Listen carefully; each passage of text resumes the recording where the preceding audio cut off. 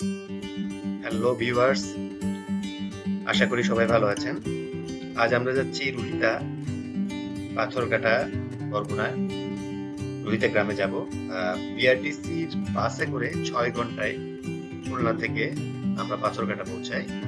পাথরঘাটা উপজেলায় এর ফেরিও পার হতে হয়েছে। পাথরঘাটা পৌঁছানোর পরে সেখান থেকে মোটর বাইক পাওয়া যায়। মোটর বাইকে আর ৬ কিলো যেতে হয়েছে আমাদের গন্তব্যে। আমাদের গন্তব্য মোটরসাইকেলে যেতে হয়েছে এই অংশটুকু। আমাদের গন্তব্য ছিল রুহিতা গ্রাম। সেখানে ইব্রাহিম সাজ্জাল বলে একজন ভদ্রলোক আমাদেরকে পোস্ট করেছেন। তার ফোন নাম্বার এই ভিডিও ডেসক্রিপশনে আপনারা পাবেন। আমরা প্রথমে তার গ্রামে পৌঁছাই, তার বাসায়। তারপর আমাদের সব ক্যাম্পিং এর জিনিসপত্র নিয়ে রওনা দিই মাঝের চরের উদ্দেশ্যে। মাঝের চর আপনারা দেখতে পাচ্ছেন, চরটি খুব বেশি দূরে না লোকালয় থেকে, কিন্তু এখনো এটি নির্জন, কেউ থাকে না। খুব ছোট একটা দ্বীপ। আমরা এই নৌকায় করে পার হয়ে এই দ্বীপে এসে পৌঁছাই। দ্বীপে আমাদের থাকার জন্য ক্যাম্পিং করতে হয়েছে। ক্যাম্প সেট আপ করার পরে আমরা ফিশিং এর জন্য নেমে পড়ি। ট্র্যাপটা আমি নিয়ে এসেছিলাম বাজুতে, এটা ফোল্ড করা যায়, এটা দেখতে অনেকটা মশারির মতো, বাচ্চাদের মশারির মতো। আমি কিনেছিলাম আলি এক্সপ্রেস থেকে। প্রথমে দেখেছিলাম আসলে গিয়ার ফিস্ট, পূর্ণিমা রাতের আগের দিন ছিল, অনেক পানি ছিল সেখানে। সারা রাত হাঁটাহাঁটি করে আসলে কোনো মাছ পাওয়া যায়নি। তো আমরা চলে যাচ্ছি পরের দিনে, যেখানে আমরা ক্যাম্পসাইট পরিবর্তন করে একটা ম্যানগ্রোভ ফরেস্টের ভিতরে চলে আসি। আপনারা দেখতে পাচ্ছেন এটা মেটে সাপ, এখানে অপেক্ষা করছে শিকারের জন্য রাতের বেলা। আমরা জোয়ার আসার জন্য অপেক্ষা করেছিলাম। জোয়ার আসার পরে প্রথমে এটা ক্যাম্পসাইটের পাশে একটা জলা জায়গায় রেখেছিলাম। এখন দেখি এটার ভিতরে কোনো কিছু পাওয়া যায় কিনা।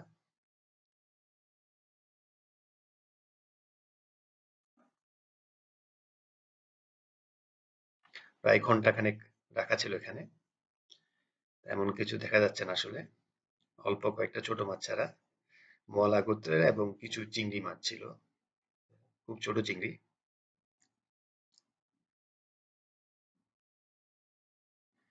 যাই হোক, প্রথম প্রচেষ্টা হিসেবে খুব খারাপ না।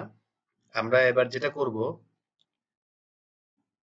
যেহেতু এই বদ্ধ জায়গায় পাওয়া যাচ্ছে না, আমরা চেষ্টা করব খালে কোনো কিছু পাওয়া যায় কিনা। আমাদের ক্যাম্প সাইটের পাশেই খাল আছে। এখন এটা আমরা খালে প্লেস করব। তার আগে অবশ্য দড়ি দিয়ে এটা ভালো মতো বেঁধে নিতে হয়েছে। এর কারণ হচ্ছে তখন জোয়ার আসছিল, রাত ৯টা বাজে।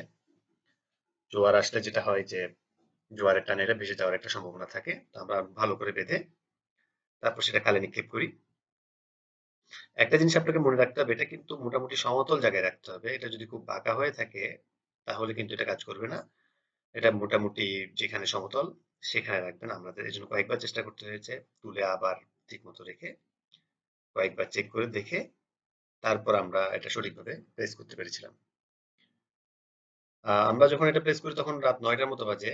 তা আমাদের ডিনার রেডি ছিল। তো ডিনারের জন্য আমরা প্রায় ১ ঘন্টার অপেক্ষা করি। খাওয়া দাওয়া শেষ করে পরে এসে চেক করে দেখি। আপনারা দেখেন যে এটা প্লেস করার পরে যে দড়িটা ছিল সেটা দিয়ে আমরা খালের পাশে, বাঁধার মতো কিছুই ছিল না, কিন্তু ম্যানগ্রোভের শ্বাসমূল সেখানে ছিল, সেটার সাথে আমরা বাঁধতে পেরেছি। দেখুন কিসের সাথে বাঁধা হচ্ছে।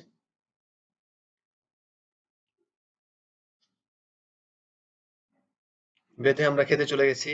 যাওয়ার পরে খাওয়া দাওয়া শেষ করে প্রায় ১ ঘন্টা পরে এসে এটা এবার তুলে দেখছি কি হচ্ছে এখানে।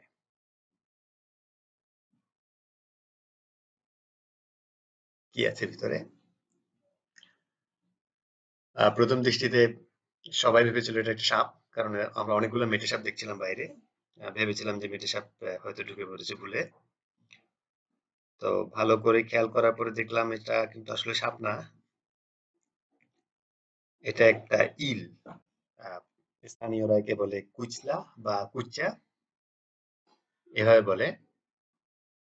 বুঝতে অনেকক্ষণ সময় লেগেছে অবশ্য আমাদের।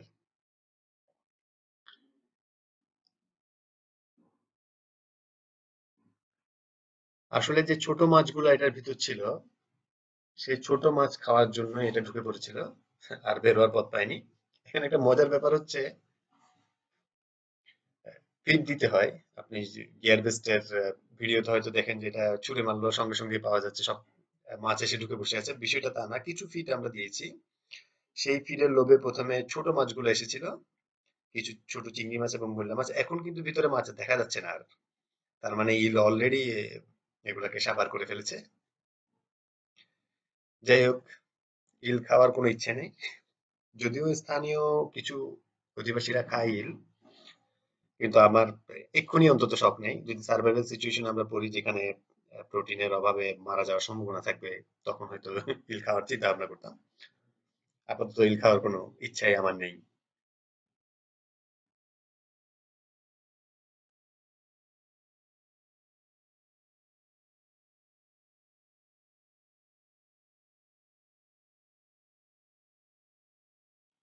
আমরা যেটা করেছি, আমরা ইলটাকে ছেড়ে দিয়েছি।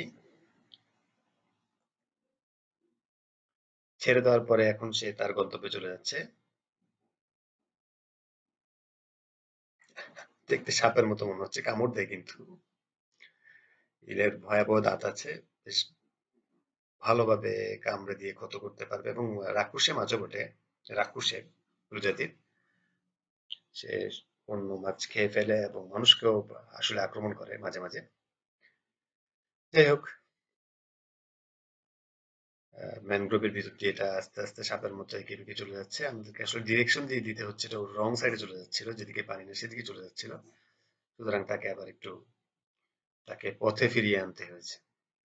এবার সে ঠিক মতো পানির দিকে যাচ্ছে। এখন আমাদের চিন্তা না করলেও চলবে। তুমি এবার ফিরে যেতে পারো তোমার জায়গায়। যেহেতু ভাটা চলে আসছে, আজ রাতে আমরা চেষ্টা করব না খালে, বরঞ্চ বদ্ধ জায়গাটাই আমরা আরেকবার চেষ্টা করে দেখতে পারি। আগের জায়গাটায় সারা রাতে ওখানে থাকবে, দেখা যাক সকালে কি পাওয়া যায়।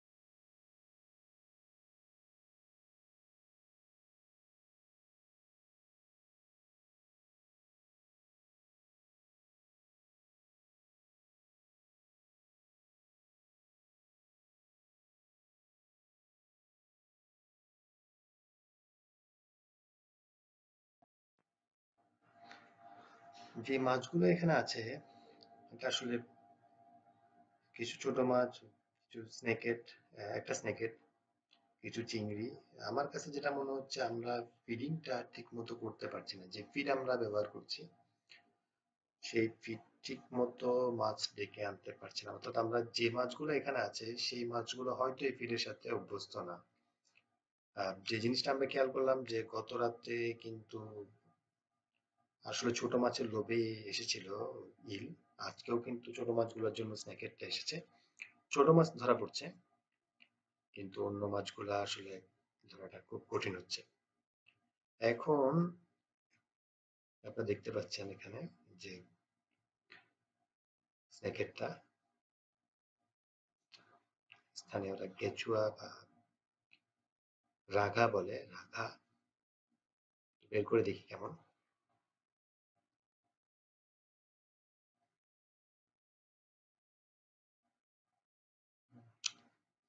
বোঝার চেষ্টা করছিলাম কি মাছ খেয়েছে সে, কি মাছ খেয়ে ফেলেছে।